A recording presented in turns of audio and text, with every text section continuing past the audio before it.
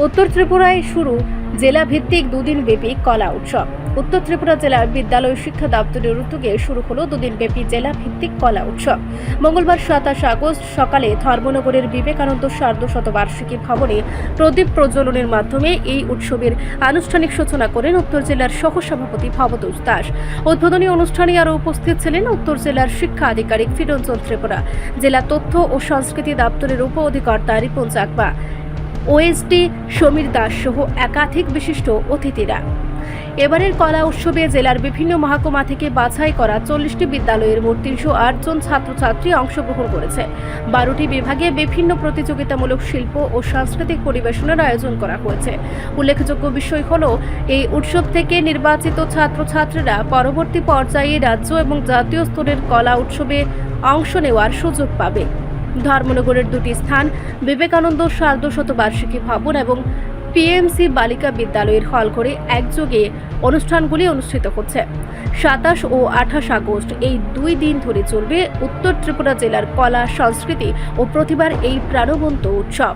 Sir, আজকের এই কলা উৎসবের কতটা স্কুল এবং কতদিন পারিযোগিক আছেন? আমাদের জেলাতে হাই এবং হায়ার সেকেন্ডারি স্কুল আছে 111। এর মধ্যে থেকে এখন বিভিন্ন স্কুল থেকে 308 জন বিভিন্ন ইভেন্টে 12টা যে ইভেন্ট আছে এই ইভেন্টে অংশগ্রহণ করছে।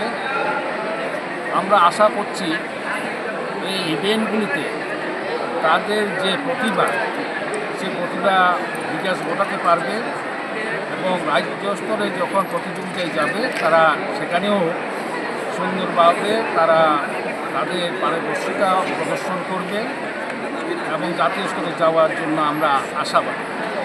তো এখানে আজকে আমরা যে প্রোগ্রামটা অনুষ্ঠান করলাম, এখানে আমাদের উত্তর জেলার সহসভাপতি দাস উপস্থিত ছিলেন। শুরুতে আছে রিপন থিয়েটার প্রতিযোগিতা,